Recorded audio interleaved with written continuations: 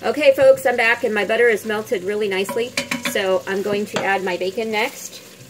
I turned it down a little bit. It was on high. So we're going to throw the bacon in. Again, this is 4 ounces of diced bacon, of your favorite kind of bacon. And hold on, little onions. Don't want the onions to get in there. It's easier if I just be all sloppy with it. Alright, there goes my bacon. Ooh, that smells good already. Bacon and butter. Man, what a wonderful pair. Nice and healthy for you. No. Which is kind of ironic, isn't it? Because here I go to the co-op and I get this really healthy piece of beef. And, you know, I want it to be like, you know, grain-fed and a healthy cow that got massaged and loved before it got slaughtered. Oh, it's so sad. Don't make me think of that. Anyway. Ooh, that bacon smells good. So I do that, and then I buy bacon. Because that's what this recipe calls for. So anyway, you're going to get your bacon cooking like that. And then make sure your fire's on, like, probably medium-high.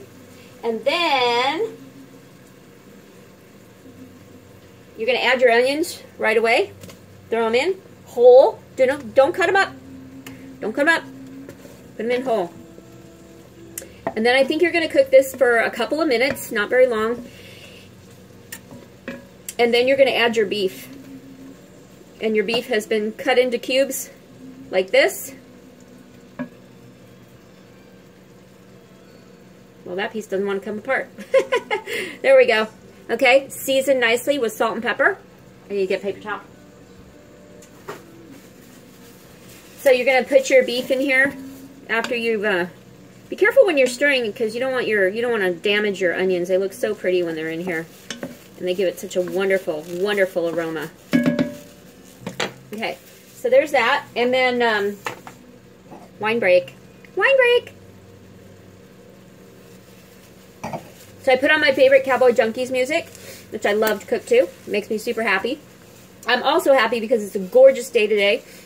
If some of you watched my show from yesterday, it was called Simple Salmon, and I cooked yesterday because, you know, it was really gray and dreary and a little drizzly here in Washington. And I made a major mistake on my show. I said, it's a typical February rainy, drizzly, gray day in Washington. I don't know why I said February. So anyway, it's not February. It's October. So I wanted to make that correction on this show. It is October, and we're getting some non-typical Washington weather. It's beautiful. It's sunny. I went for a walk with Brenda Lee, and met up with some friends. It was fabulous. So anyway, but here I am. Promise is a promise. And I told my husband that I would make beef bourguignon for our bosses, because they are wonderful. And so that's what we're doing here. So this has got a nice, here, let's show you. It's got a really nice looking little gravy to it. See how it's all bubbling and stuff? So it's been cooking for a couple of minutes. Well, probably not a couple of minutes, maybe a minute or two. Maybe a minute, yeah.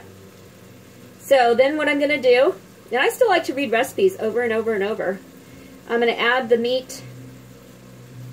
Yeah, it says 2 to 3 minutes on your onions and bacon. Okay, so probably just a little more time. Then we're going to add our meat, and we're going to brown on each side. And then you're going to cut your carrots while your meat is browning.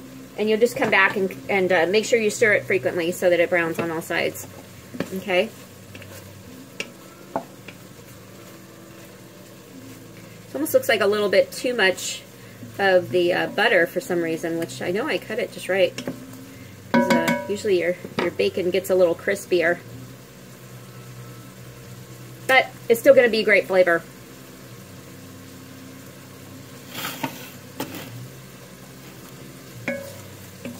There it goes. Now it's starting to absorb some of that butter. There we go. It's getting browner now. If you want to use less butter, I highly recommend that, because you know what? This was probably, in my opinion, too much butter. We got enough of that going on in our diets.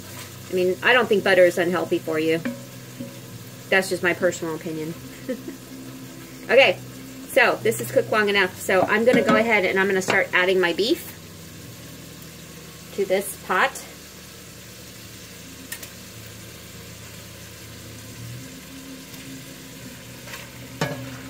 throw it all in there, folks. And then you're going to gently, ooh, I might have needed to use a bigger pot. Maybe that's my problem. Make sure you use a good sized pot. Hopefully I don't have to transfer. If I do, I'll let you know.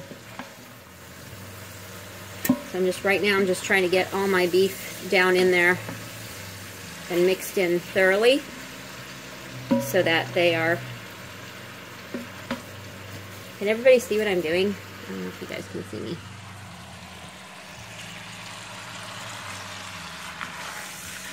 There we go.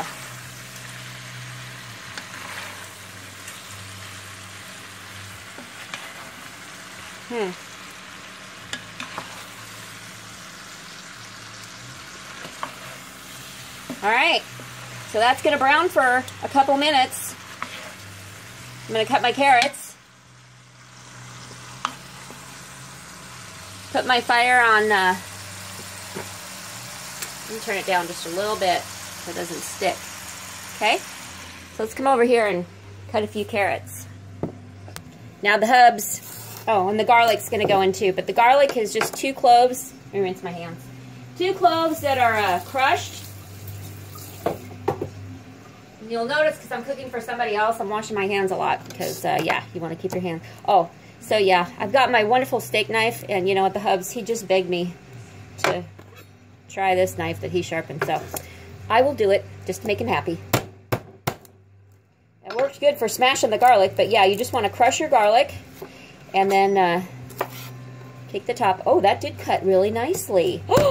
Wow, nice and sharp. Maybe I'll have to give up my steak knife and go with this one. Wouldn't that be something? Okay. Ooh, right, like through butter. Wow. All right, so I'm gonna smash these a little more, and then that's how they're gonna go in the pot, nice and smashed and whole like that, okay? And then the carrots, I just wanna show you a couple, and we'll take a break. Cut off the end of your carrot, and then cut it at a diagonal, okay? Like this. Ooh, look at my knife go.